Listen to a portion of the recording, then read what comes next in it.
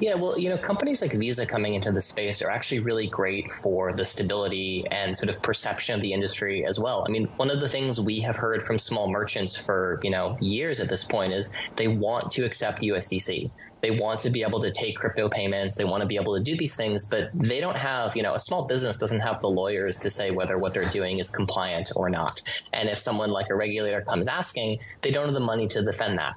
A group like Visa coming in and saying, we're going to start piloting these projects on USDC on a network like Solana, there's quite frankly, there's a large legal team there that is looking at these sorts of things and can help guide that process. Circle is another one of these stabilizing forces in the industry. I think, what Brian Armstrong has said in the last few days, I think really resonates that all the folks building in crypto, they just want a rule book that they can follow. And at that point, this is a process every new technology goes through. Credit cards went through this. The internet went through this before Section 230.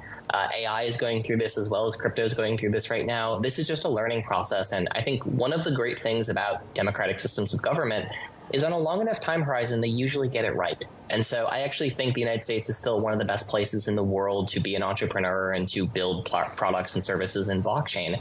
But the U.S. is not the only country. And we're seeing, especially in Asia, in India and Singapore, a huge amount of interest in blockchain adoption. Dubai has got a lot of pilot projects and a very friendly regulatory landscape at this point. So this whole space is much larger than any one country. And the U.S. is a very important actor. But we are seeing other countries step up and take the lead at this point in regulation. And so, even if the U.S. lags behind for a few more years, there's a lot of international possibilities here, especially for stablecoins.